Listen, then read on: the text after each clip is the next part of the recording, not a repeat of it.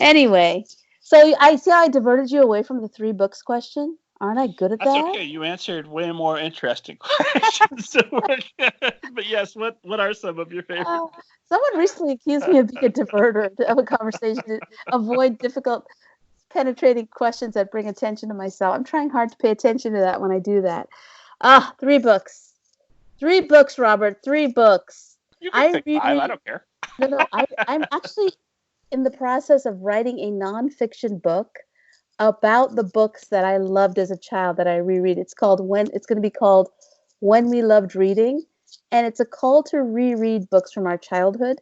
So I'm actually writing a book of nonfiction about the books and each chapter is going to feature a book that I absolutely love and that I reread um, seasonally.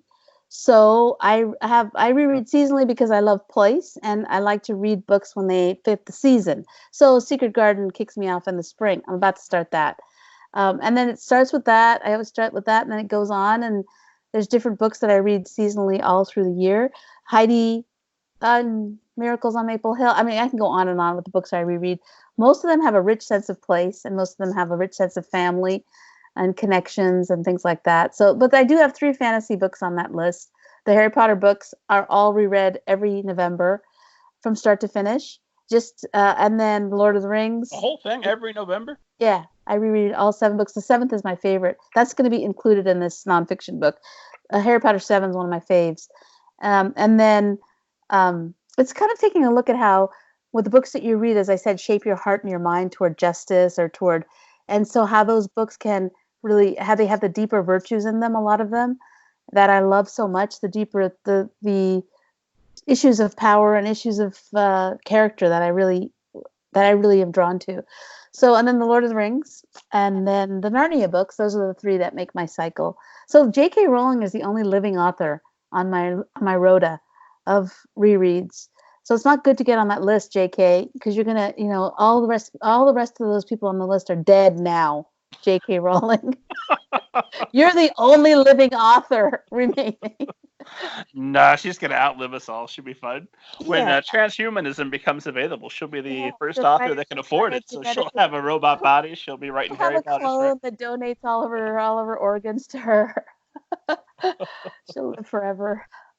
I usually in October when the leaves start to turn, it's time for a mug of hot apple cider and one of the Harry Potters. Oh, I gravitate toward the Goblet of Fire. That's my favorite. that's a But good one. I reread all of them multiple times, as have probably most of the people watching or listening. What do you get out of that at every year? Because I assume at this point you have a pretty good idea of what's going to happen to Harry. You know how that ends. What are you taking away from that experience of rereading an entire 7 books every year?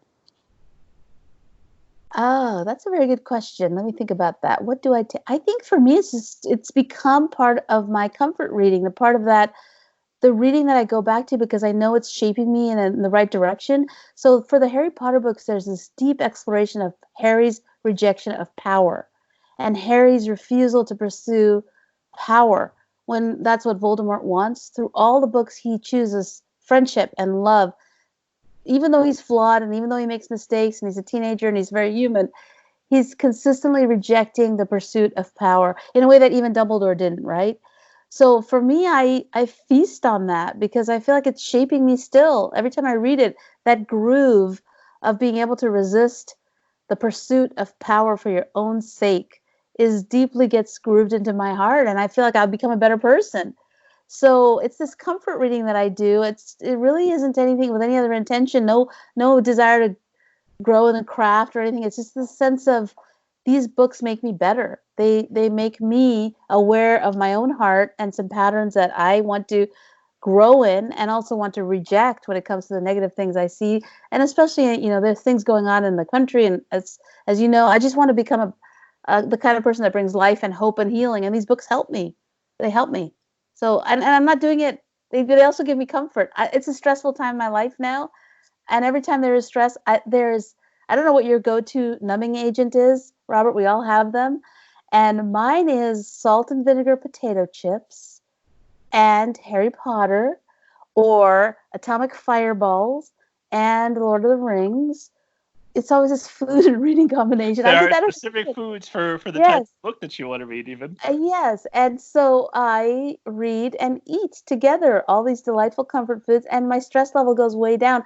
I know that it's not necessarily, and the books are great. I know the food part isn't necessarily healthy, but I just have always did that as a kid. It was a stressful time as immigrants, and I would get to go to the library, get my books, and all the din of the outside world would just get quiet in my head, and I would immerse myself in the story, and there would be this delight. I used to eat sweet tart candies, crawl out on the fire escape, just like in a tree grows in Brooklyn, and I would drag my book out. My mom never knew I was out there, and I would just read, and eat sweet tarts, and it was just the ultimate pleasure. So for me, those rereads are nothing. There's no purpose in them. There's no intent except just to receive the gift of the stories again and again. So I think the stories we reread shape us beyond anything. Yeah. Yeah, probably so. That's probably what's worked for me is rereading It by Stephen King every year.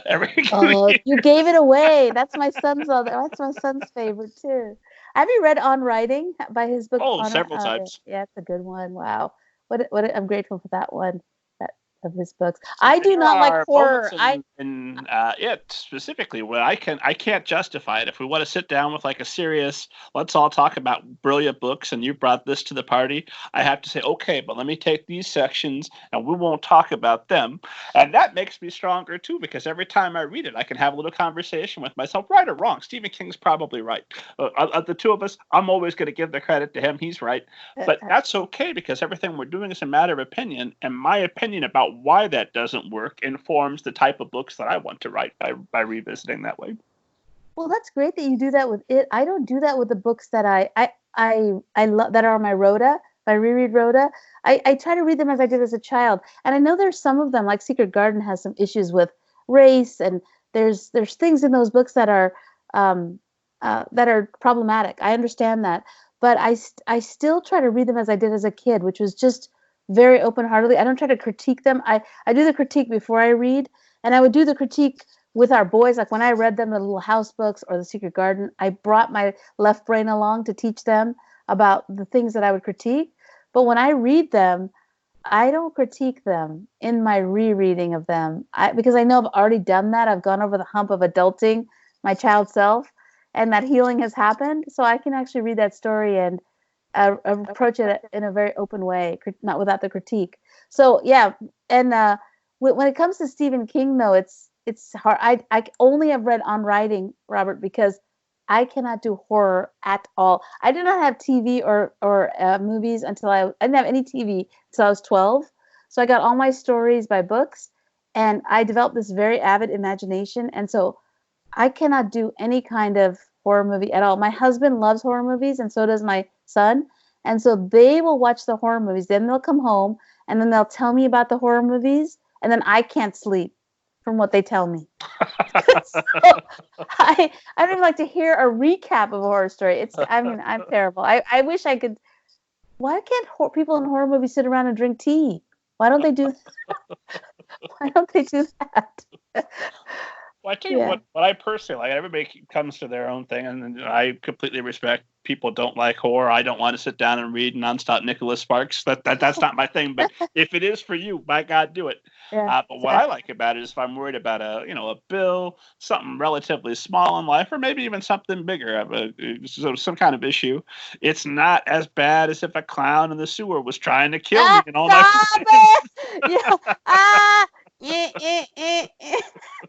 That clown in the sewer scene, I've never read it and I've never seen it, and I'm terrified of it just from the times that I've heard it mentioned. And you're very bad to bring it up. The sun is setting here in California, and you're bringing this up.